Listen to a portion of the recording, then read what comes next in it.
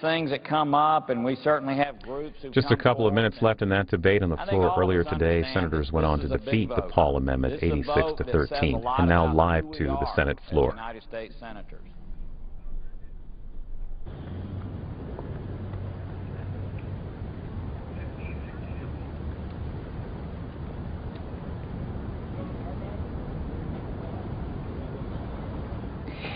If no one yields time, time will be charged equally to both sides.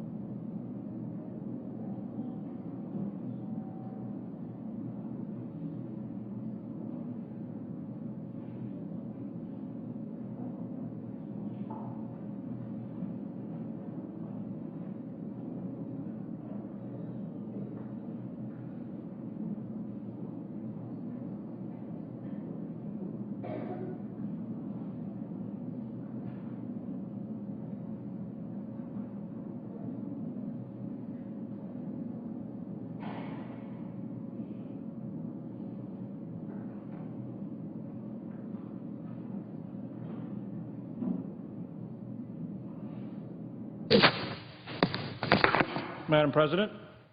The senator from North Dakota. Madam President, I ask to speak as if in morning business.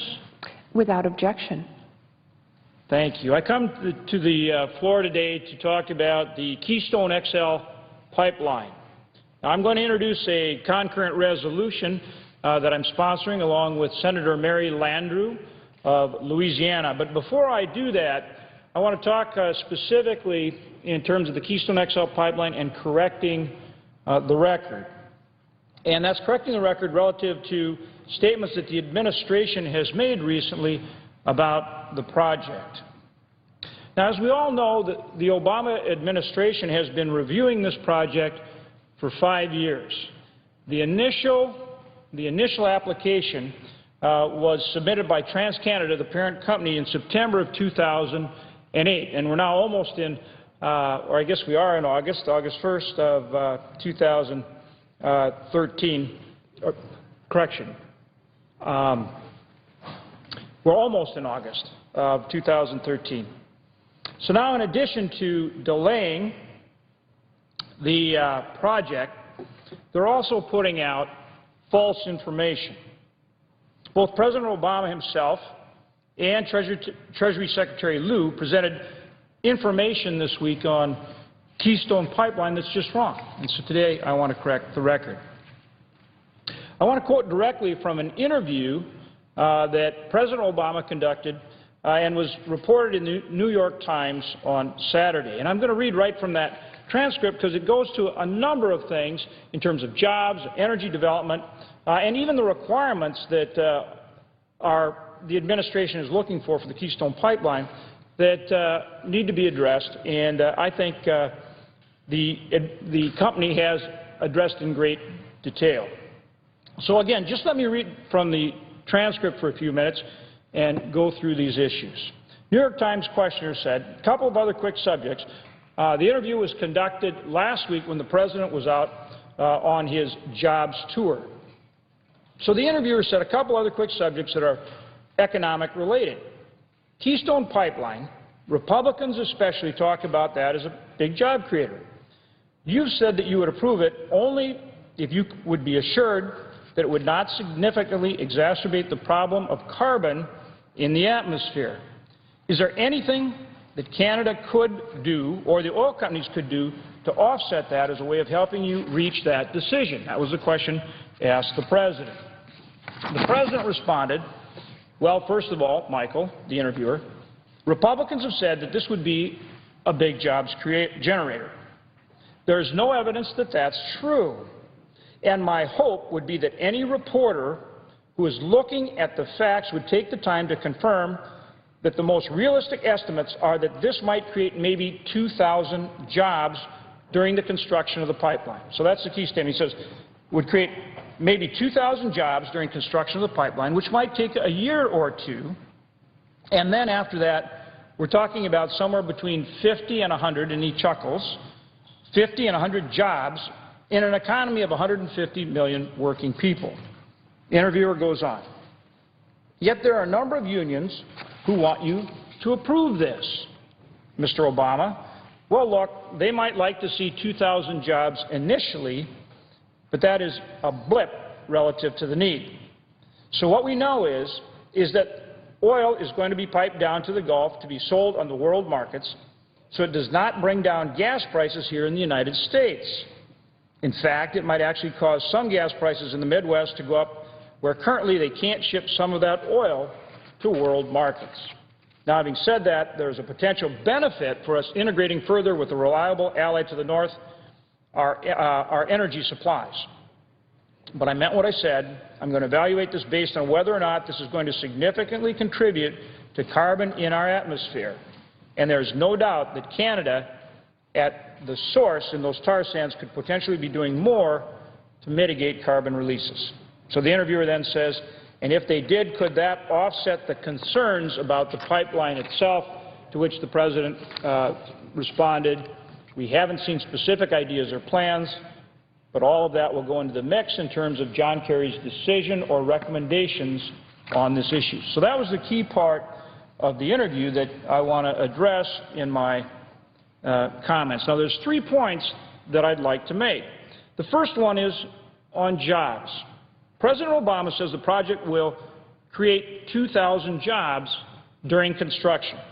And then he says maybe 50 or so after that, and he kind of chuckles as he says that. So the first question is, where does that number come from? Where is he getting his number? Now, his own State Department has a very different number. They say it's going to create more than 42,000 jobs during construction. Not 2,000 jobs during construction, more than 42,000 jobs during construction. And I'll read right from their report. So here's the State Department report. It's a draft environmental impact statement. It came out March 1, 2013. And what the State Department report says is, quote, including direct, indirect, and induced effects, the proposed project would potentially support approximately 42,100 average annual jobs across the United States over a 1 to 2 year construction period. That's right out of the report. And there's more. The State Department goes on to talk about some of the other employment benefits. Quote, this employment, now talking about the employment created by the Keystone Project, quote, this employment would potentially translate into approximately $2.05 billion in earnings. Direct expenditures such as construction and materials costs would total approximately $3.3 billion. Short-term revenues from sources such as sales and use taxes would total approximately $65 million in states that levy such a tax. So you're getting tax revenue, $65 million as well. Yields from fuel and other taxes could not be calculated, but would provide some additional economic benefit to host countries and states. So there's the environmental impact and the employment right out of the State Department report. And you have to ask, why is President Obama talking about a number like 2,000? And it appears where that number comes from is that he's quoting from opponents of the projects. So rather than taking his own State Department numbers done after, 5 years of study, he's quoting numbers, which are wrong, from opponents of the project. And again, don't take my word for it. The Washington Post recently, in their fact-check article, stated that President Obama appeared to be using numbers from opponents of the project rather than from his own State Department. So why would he do that? Why would he take numbers from opponents rather than the State Department? Well, here's what Sean McGarvey, president of the North America's Building and Trade Unions, had to say about it in a statement that he issued several days ago. According to Sean McGarvey, again, president of North America's Building Trade Unions, quote, America's building trade unions were disappointed to see that the president chose to minimize the importance of jobs for construction workers and to use employment figures promulgated by special interests and activist billionaires rather than his own Department of State's findings that the proposed Keystone XL pipeline would support approximately 42,100 average annual jobs across the United States over a 1 to 2 year construction period. But the president goes on. It's not just the jobs number that's incorrect. The president also stated in that New York Times interview, quote, what we know is that oil is going to be piped down to the Gulf to be sold on the world oil markets. So it does not bring down gas prices here in the United States. In fact, it might actually cause some gas prices in the Midwest to go up where currently they can't ship some of that oil to world markets, end quote. So he's saying the oil won't be used in the United States, and in fact, it might cause gas prices to go higher. But now he's contradicting a report from his own Department of Energy. His own Department of Energy addressed those very issues back in June of 2011. They issued a report, and that report forecasts that the oil will be used in the United States, and further, that it will reduce the price of fuel at the pump for Midwest consumers. I quote from that report. Again, this is a report from the Department of Energy that was provided in June of 2011. Quote, without a surplus of heavy oil in the Gulf Coast, there would be no economic incentive to ship Canadian oil sand to Asia via Port Arthur in Texas. Many of these Gulf Coast refineries rely on declining supplies of Mexican and Venezuelan heavy crudes. They would be natural customers for increased supplies of Canadian dilbit, oil sands oil. The Gulf Coast appetite for Canadian oil sands will be much higher than can be supplied by just the Keystone XL pipeline, end quote. So they're saying the oil will be used in the United States, and it goes on. And concerning the cost of fuel to customers, quote, with substantial additional volumes of light, sweet, and other crudes accessible to Gulf Coast refineries, West Texas intermediate prices would increase, Brent, Argus, and other market crude prices would decline. Crude costs to East Coast and Gulf Coast refineries would be lower. Here's the key sentence from this section. Gasoline prices in all markets served by East and Gulf Coast refineries would be lower, including the Midwest. So the Department of Energy in their report specifically states that the oil will be used in the United States. We are a net importer of crude oil, and that gas prices would be lower, not higher. And as I said earlier, the State Department and the EIS said the job number will be 42,000, not 2,000. The President then concludes the interview by essentially telling Canada what they should do in terms of their regulatory requirements.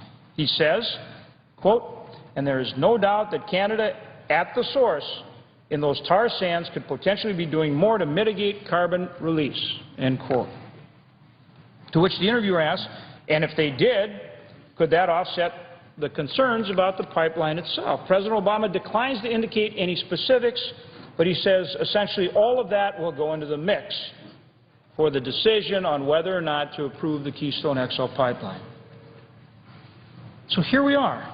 We're at after 5 years. After 5 years of delay, the President is talking about adding new requirements to a project. He's talking about adding those requirements in another country, our closest friend and ally, Canada. Or I guess he's essentially saying he would turn down the project, a project that actually reduces greenhouse gas, because there are less greenhouse gas if we move that oil by pipeline than if it's moved by truck, by train, or by tanker. Furthermore, perhaps the biggest irony is that he's imposing this type of regulatory barrier at the same time he's on a jobs tour, which created some problems for his cabinet members as well. For example, Jack Lew was on Fox News Sunday with Chris Wallace, and he got it wrong on Keystone as well last Sunday. The following is part of that transcript. Again, this was Fox News Sunday with Chris Wallace and Jack Lew. Wallace asked a question. He says, let me ask you one question. If you're so interested in creating more jobs, why not approve the Keystone pipeline, which would create tens of thousands of jobs, sir? Lew responds, Chris, I think as you know, the Keystone pipeline is being reviewed. It's been in the process that was slowed down because, Wallace then says, quote, several years it's being reviewed. I think, what, 3-4 years? Lew responds, it was. There were some political games that were played that took it off the trail past its completion. When Republicans put it out there as something that was put on a timetable where it could not be resolved, it caused a delay. We are getting to the end of the review, and we'll have to see where that review is. But I think playing political games with something like this is a mistake. So he's saying that somehow the Republicans were playing political games, and that slowed down the project, and that's why it's been in review for 5 years. 5 years it's been in review. Well, as for Secretary Lew's remarks on Fox News Sunday, we need only to let the facts, especially the dates, speak for themselves. Secretary Lew claimed that the Keystone XL project was delayed because Republicans politicized it. And I'd be happy to share with him a letter I received in the summer of 2011 from Secretary of State Hillary Clinton. In that letter, the Secretary assured me that the Department was poised to make a permitting decision on the Keystone XL project by December of that year, December of 2011. I have the letter here, It's dated July 26, 2011. And it says, thank you for your letter, and it's addressed to Senator Hoeven. It says, thank you for your letter regarding the proposed Keystone XL pipeline. It goes on to make various comments, but the key line in the letter is, we expect to make a decision on whether to grant or deny the permit before the end of the year for the Keystone XL project. From at that time, Secretary of State Clinton. Instead, however, with the 2012 presidential election less than a year away in November, President Obama intervened to postpone that decision until after the election.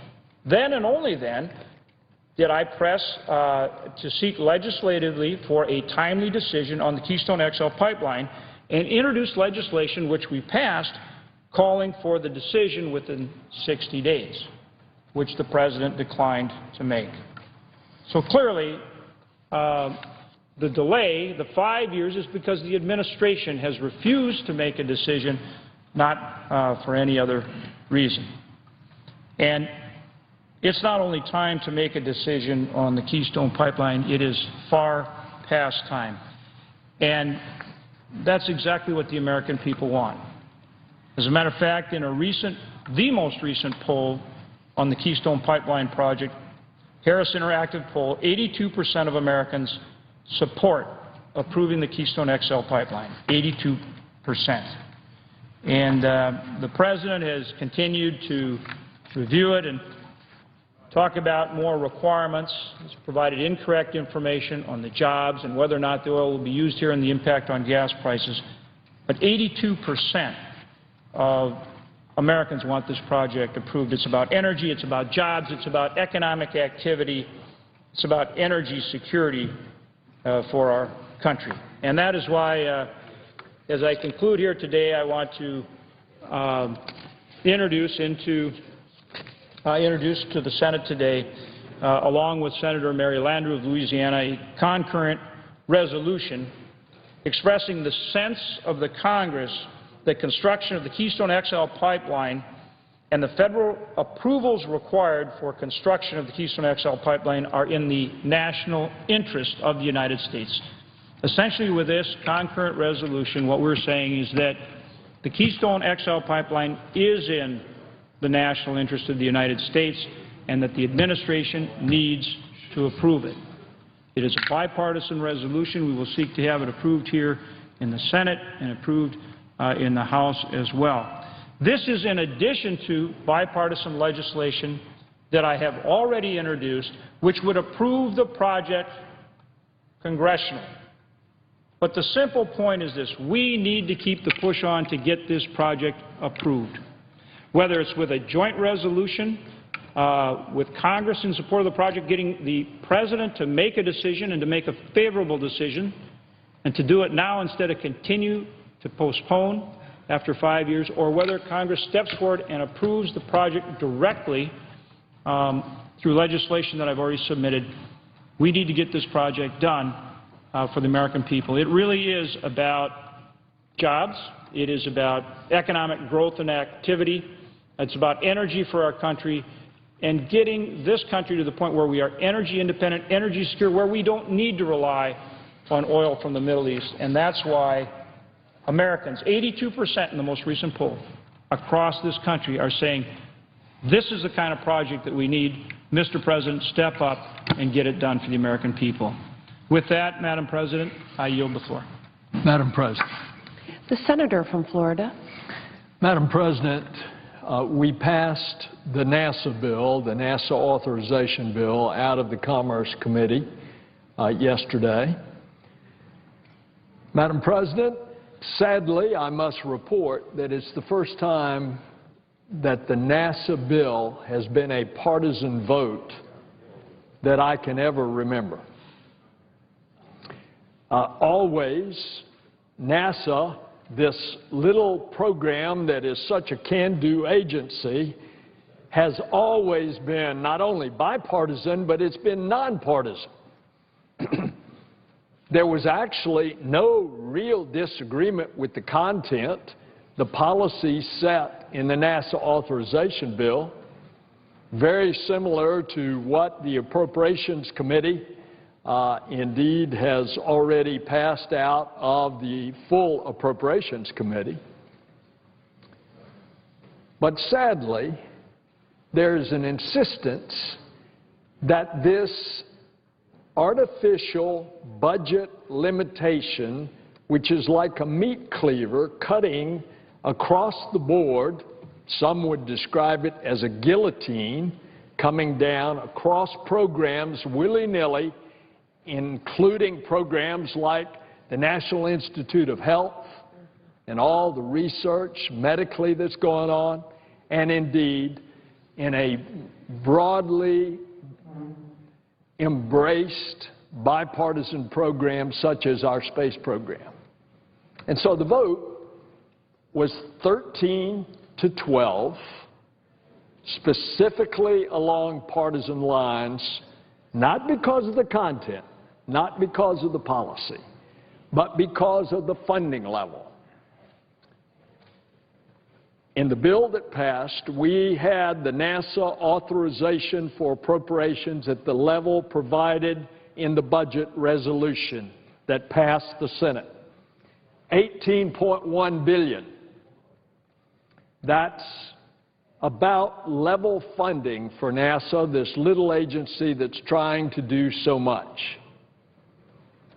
However, our Republican friends wanted it cut down to $16.8 billion, and some spoke favorably toward the House bill that has it cut back to $16.6 billion.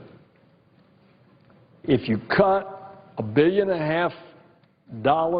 out of this little agency, it can't do what it is attempting to do to get us ready to go to Mars in the decade of the 2030s.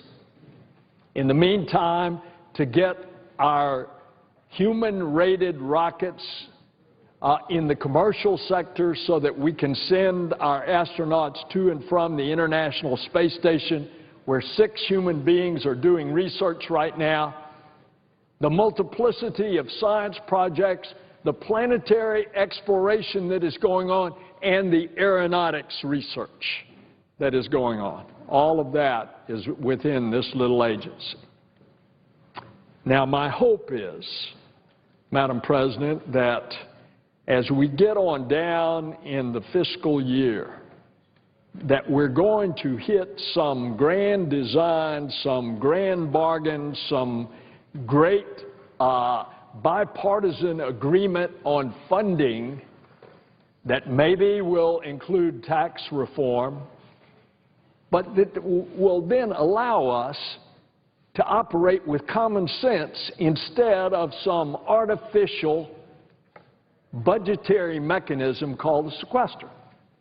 Yesterday it was stated that indeed that the NASA authorization bill violated the Budget Control Act of 2011.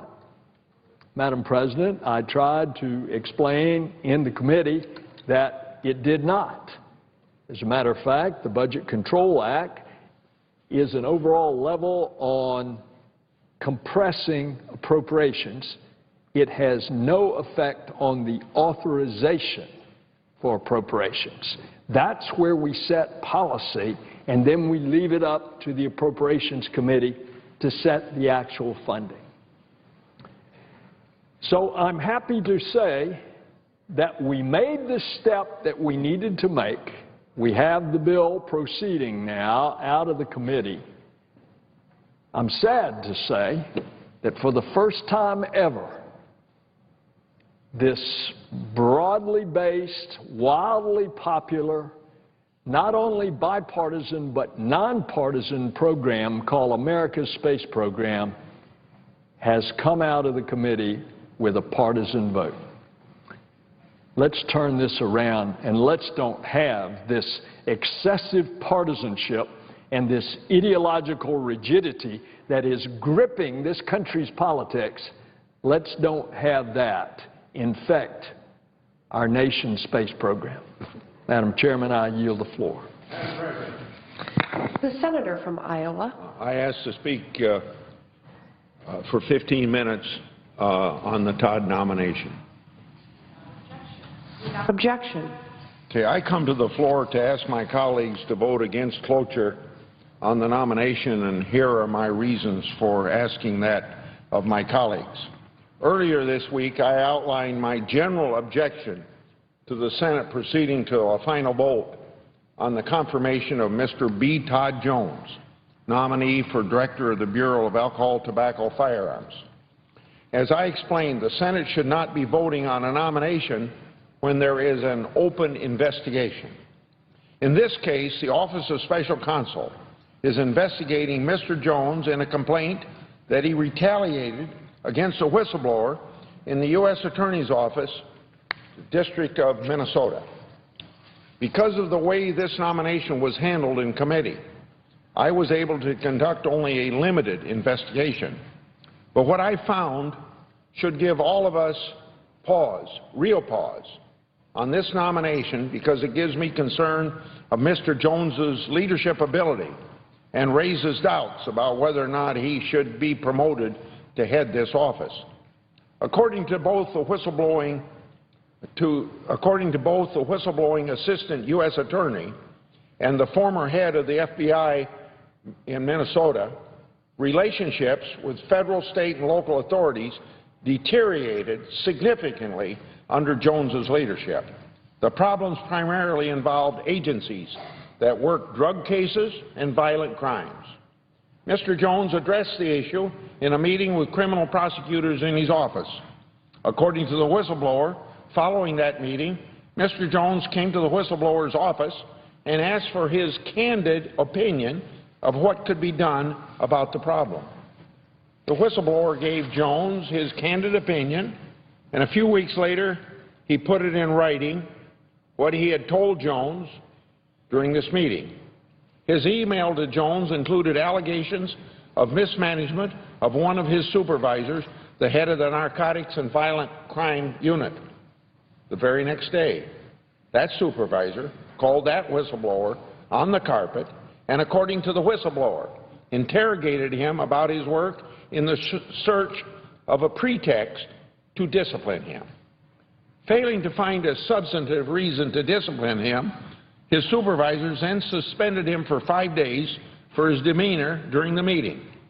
Now, based on what we know at this point, it certainly looks like retaliation. And it helps explain why the Office of Special Counsel felt that these allegations merited further investigation.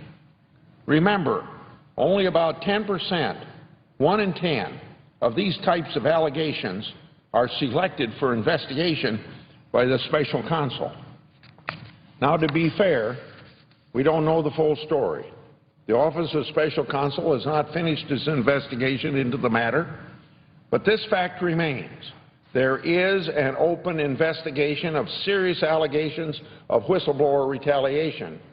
And because that investigation remains open, this body, the Senate of the United States, should have the full information about the nominee, and it doesn't have, and it should have, before voting on that nomination.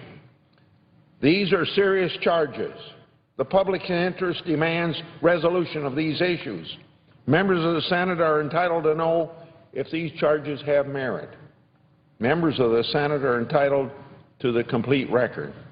So everyone should ask, why then are we voting on a nomination on which there is an open investigation and on a nominee where we don't have the complete information? To me, the answer is obvious. We should not be conducting this vote until this matter is resolved. I'd like to highlight a few comments contained in the recent letter from the National Whistleblower Center. That organization, since 1988, has been supporting whistleblowers. The center opposes a vote on this nomination, quote, until there is a complete and thorough investigation into his treatment of the employee whistleblowers, end of quote. This is exactly what I am requesting today, a no vote to give the time to complete this investigation. The National Whistleblower Center notes that the Office of Special Counsel's investigation remains open. Again, I agree with their contention, namely, quote, that office should be able to complete its inquiry in due course without any pressure triggered by the nomination process, end of quote. Now, I'm surprised to hear rumblings about my opposition to this nominee based on this particular matter. It seems some are asking the question, what does this whistleblower retaliation have to do with the ATF? Why is this investigation even relevant? I sincerely hope my colleagues have not forgotten about the disaster of Operation Fast and Furious, an absolute failure by the former leadership of the ATF. In that case, a former ATF leadership and the ex-U.S. attorney retaliated against the brave whistleblowers who alerted authorities about this botched operation of Fast and Furious. The U.S. attorney in Arizona had to resign because of his retaliatory conduct against whistleblowers. Based in part on that history, I'm extremely hesitant to place at the head of that agency this individual who has been accused of retaliation against whistleblowers. And as acting director of ATF, Mr. Jones sends a very chilling message to all the employees of that organization. Mr. Jones was caught on video. So we know exactly what he said. He was caught on video making very disturbing statements, specifically targeted at discouraging ATF agents from blowing the whistles. And let me remind you, whistleblowers are patriotic Americans that think the law ought to be followed and the government doing what the law says. He told these whistleblowers, quote, if you don't respect the chain of command, if you don't find the appropriate way to raise your questions to your leadership, there will be consequences, end of quote. Wouldn't that scare anybody that worked in that organization? Of course, blowing the whistle requires going outside the chain of command to report wrongdoing. If you don't get the benefit of your people listening to you within, then it's your constitutional responsibility to go outside and report violation of law. So telling employees that there will be consequences for going outside the chain of command is the same thing as telling them that there will be consequences for whistleblowing. This video was seen by several employees in the U.S. Attorney's Office, Minnesota, also headed by Mr. Jones in his other capacity. These employees wrote to the Office of Special Counsel, referencing the video, stating that they had, quote, felt for the employees of ATF as we too have had the same types of statements made to us, end of quote.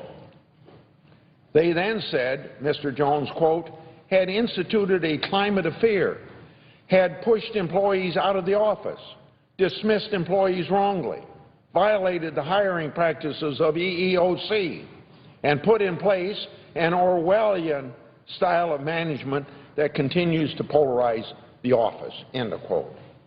As I mentioned, the former head of the FBI in Minnesota also wrote to the committee about Mr. Jones.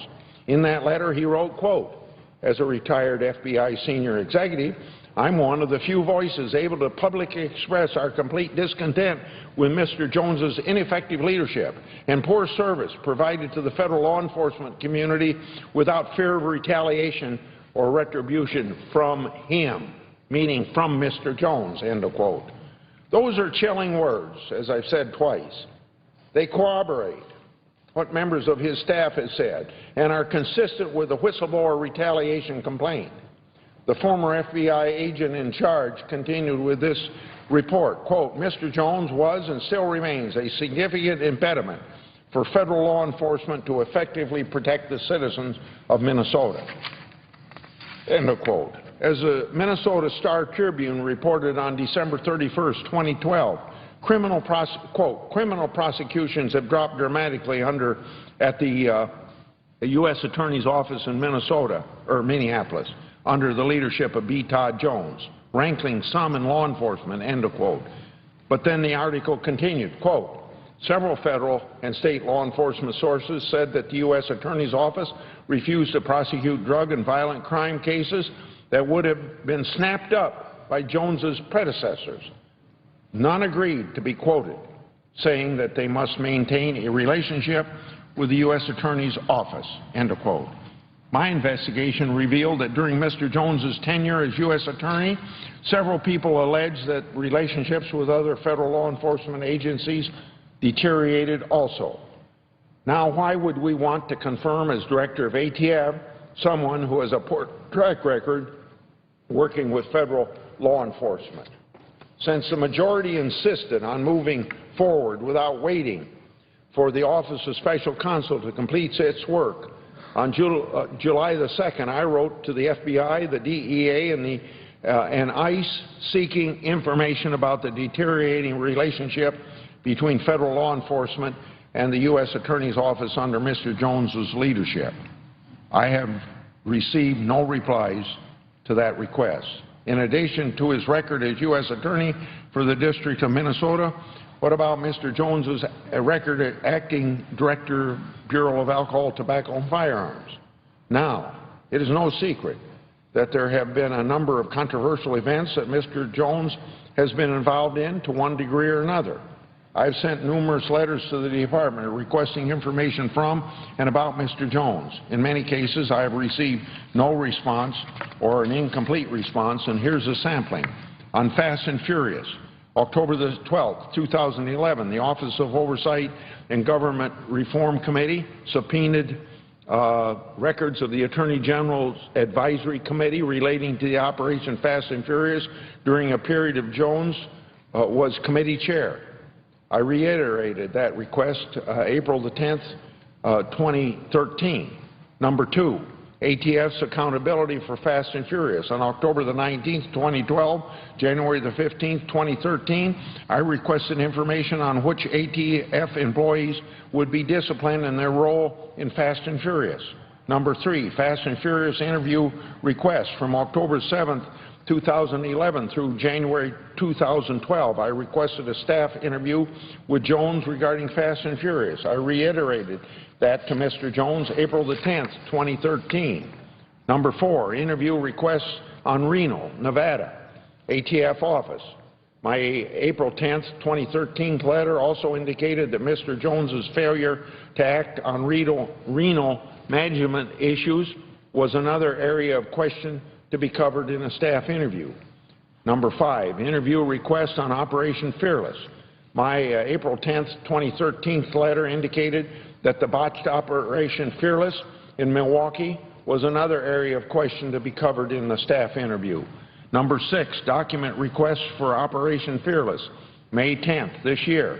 I sent Mr. Jones a letter requesting a copy of the Office of Professional Responsibility and Security Operations report on the botched Milwaukee storefront operation. On on the St. Paul and quid pro quo matter, I was able to have a staff interview with Mr. Jones. Just to remind my colleagues about the issue, I'll tell you briefly. On February the 3rd, 2012, the Department of Justice and the City of St. Paul struck a deal. The terms of the quid pro quo were as followed. The Department declined to intervene in two False Claims Act cases that were pending against St. Paul, and St. Paul withdrew its petition before the U.S. Supreme Court on the Magner case, a case that observers believed would invalidate the use of disparate impact theory under the Fair Housing Act. But this was no ordinary settlement. Instead of furthering the ends of justice, this settlement prevented the courts from reviewing potentially meritorious claims and the recovery of hundreds of millions of dollars for the U.S. Treasury. The U.S. Attorney in Minnesota at the time of the quid pro quo, Mr. Jones, was serving both as U.S. Attorney and Acting Director of the Bureau of ATF. Mr. Jones was interviewed by the committee staff as part of the investigation on March the 8th, 2013. However, before agreeing to the interview, the Department demanded that staff not be permitted to ask Mr. Jones any further questions other than those involving quid pro quo. Questions remain about whether he was effectively managing both jobs at the U.S. Attorney and Acting Director. For example, when asked by committee staff about his failure to attend the Seminole meeting between the Department's Civil Division and representatives from the city of St. Paul, which occurred on December 2011. He stated that he did not attend because he had an event at ATF that precluded his attendance. When pressed further, Mr. Jones indicated the important event at ATF was a holiday party called Sweet Treats, and he felt it was more important that he attend that event than it was to attend his crucial meeting. The senator's time has expired. I asked for 3 more minutes. Is there objection? Without objection. Okay. It was more important that he go to the Sweet Treats than worry about collecting $200 million under false claims cases pending. I raised many of these issues with Mr. Jones at his hearing and in written questions for the record, but in too many instances, Mr. Jones was unable or unwilling to provide an adequate response, and unfortunately, I have a lingering concern about his candor during this testimony. With this record before us, it should be apparent to all of my colleagues that the Senate should not move forward with Mr. Jones's nomination. First, the Senate has yet to learn the results from the Office of Special Counsel's investigations. 2, the Senate hasn't had an opportunity to hear Mr. Jones address these allegations themselves. Point blank, he told the committee that he couldn't speak about them because of the open investigation. Third, the Senate should recognize that a troubling pattern indicating the nominee's inability to work with federal law enforcement and whistleblowers. And 4, his involvement in a number of botched operations showing unacceptable management style or capability.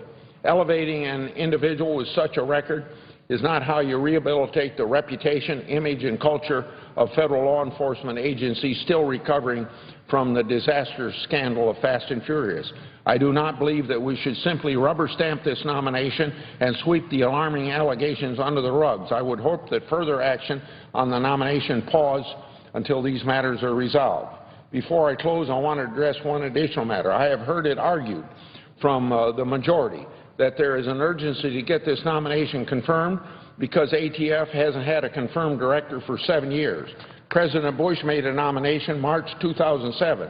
That nomination was held up in the Senate based on concerns regarding ATF's hostility to small gun dealers and the nominee's apparent indifference to their concerns. President Obama did not nominate a director until November 17, 2010. That's 2 years into his first term. That individual's nomination stalled because neither the White House nor the nominee responded to our request for additional information. Rather than respond to our request so that nomination might move forward or withdraw that nomination and send up another, the White House did nothing for 2 years. The nomination of Mr. Jones wasn't sent up to the Senate until beginning this year. So for the past 4.5 years, a vacancy is the responsibility of the White House. I don't think that the support that supports their contention Senator's time that has there's expired. a crisis because of the lack of Senate confirmed nominee. I yield the floor. Madam President. The senator from Delaware. Madam President, this week our Senate will consider the nomination of Samantha Power to serve as our next ambassador to the United Nations. In fact, I hope we will be taking it up later today. This is a critical position to our President's national security and foreign policy team, and I believe Ms. Power's experience, values, and wise approach to foreign policy will make her a terrific ambassador. Throughout her career, she's displayed a passion for human rights and worked tirelessly to prevent atrocities abroad. From her early days as a journalist to her work in the White House, she's shown a pragmatic idealism and a deep and nuanced understanding of the foreign policy and security challenges facing this country around the globe. I met with Ms. Power a few weeks ago, and I came away confident that she is the right choice to represent our country at the UN. She understands the critical importance of democratic values and human rights to global stability. Ours is a complex time and a complex world, and the fabric of global stability is woven of many threads of democracy, good governance, economic development, health, education, national security, and, of course, diplomacy. The global challenges of our generation require leaders capable of seeing each of these threads and appreciating how they connect and how we can weave them together to make a stronger, more vibrant world. As chair of the Senate Foreign Relations Subcommittee on African Affairs, I am excited to work with Ambassador Power to strengthen our friendships and strategic partnerships on that vital continent. And on Israel, it's clear she believes in our nation's unbreakable bond with the Jewish state. She's shown this in her words and actions, especially when she played an underreported and underappreciated role defending Israel at the UN during the Palestinian statehood vote. Madam President, in closing, it's clear that in Samantha Power we have a nominee with a keen intellect and a grasp of the complex foreign policy challenges that we face in the world today. She combines a dedication to American values and principles with a pragmatism that will serve us well at the UN. I'm proud to vote for her confirmation and urge my colleagues to do the same. I yield the floor. Madam President. The senator from Minnesota. Madam President, I rise today in support of the nomination of Todd Jones to be Director of the Bureau of Alcohol, Tobacco, Firearms and Explosives. I want to first thank Senator Coons for his remark about Samantha Powers. I'm also looking forward to the vote on her confirmation, and I am looking forward to her service. This is a very important job, Madam President. As you know, the ATF has an incredibly important role in investigating crimes and terrorist incidents like the Boston Marathon bombing.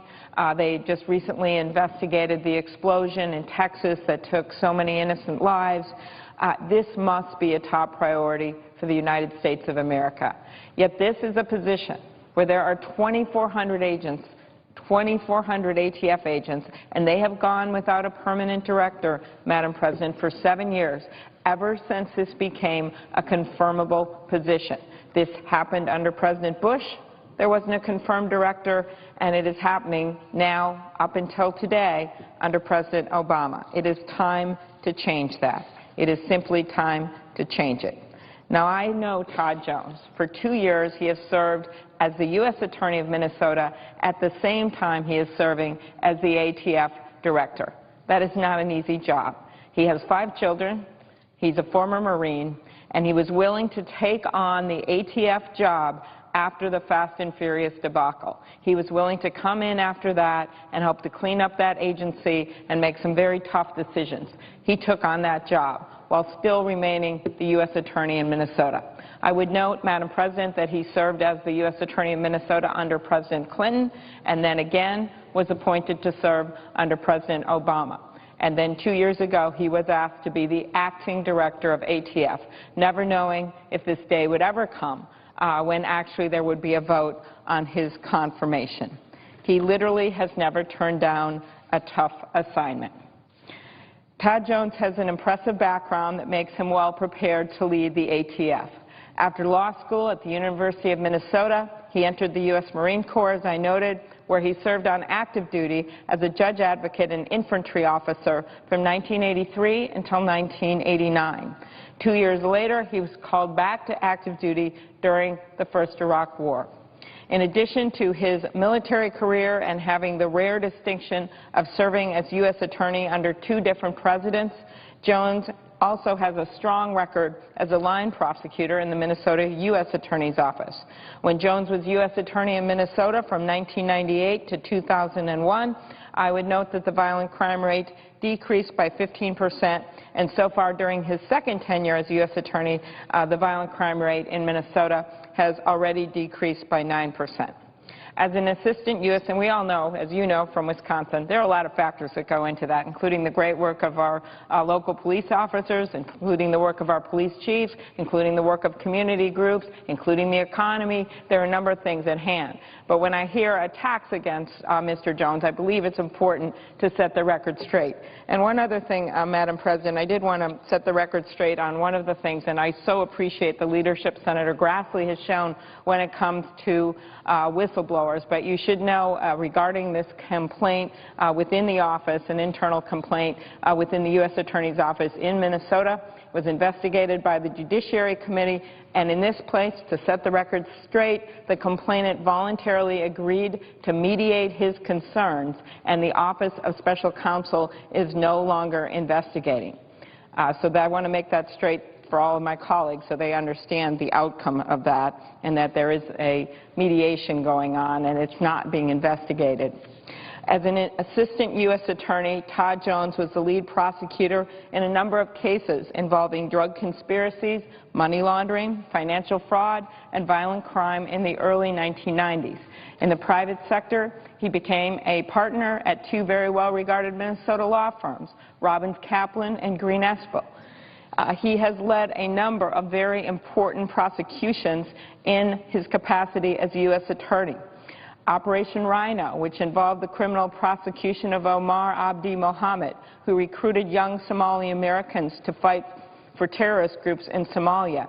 To date, this investigation has resulted in charges filed against 22 other individuals. Operation Brother Keeper, a major RICO case, the second biggest Ponzi scheme in the history of America, second only to the Bernie Madoff Ponzi scheme, prosecuted by the U.S. Attorney's Office by a fine prosecutor named Joe Dixon and many others under Todd Jones' leadership. This gives you a sense, and I would end with this as I see Senator Leahy, our great chairman, is here. Jones' confirmation is supported by the Fraternal Order of Police, the International Chiefs of Police, 81 U.S. attorneys, the National District Attorneys Association, Minnesota's former FBI Special Agent in Charge Ralph Bolter, the former U.S. Attorney Tom Heffelfinger, who served under both George H.W. Bush and George W. Bush in Minnesota, and dozens of others who have worked with Mr. Jones over his many years of public service. I would end with this, Madam President. The ATF has people on the front line every day, and they don't ask if the work they've done is ordered by a Republican or a Democrat. They don't, when they go to investigate a bombing, they don't ask what other police officers, what their political affiliation is, or who the FBI is. They don't care. They just do their job. Well, now it is time for the Senate, the United States Senate, to do its job and confirm an ATF director for the first time in 7 years. I thank the chairman for his leadership. I yield the floor. Madam President. The senator from Vermont. Madam President, we have another chance to make progress in efforts to reduce gun violence. With the confirmation of B. Todd Jones, lead the Bureau of Alcohol, Tobacco, Firearms and Explosives. The senator from Minnesota just went through the great credentials of this nominee and the work he has done. After all, he served as acting director since September 2011. During that time, ATF has been called on to analyze the bombs left near the finish line at the Boston Marathon, to sift through burned debris in the West Texas explosion, to trace the weapons used by the shooters in the Newtown, Aurora massacres. They played a major role in investigating some of the nation's worst tragedies. Now, the head of the ATF was made subject to Senate advice and consent back in 2006. We haven't had a confirmed nominee since then. And that's an unfortunate pattern of obstruction. Those of us who have backgrounds in law enforcement, like the distinguished senator from Minnesota and myself, know how important it is to have this law enforcement position filled. Mr. Jones is a dedicated public servant. He served the country honorably as a Marine, a U.S. attorney, and the acting director. The ATF helps protect our communities from dangerous criminals, gun violence, acts of terror. It's a central piece of our federal law enforcement strategy. It's been held hostage by partisan politics too long at the expense of public safety. So I hope that we can stand up for law enforcement, allow this to go forward, and I'd ask consent that my full statement be made part of the record.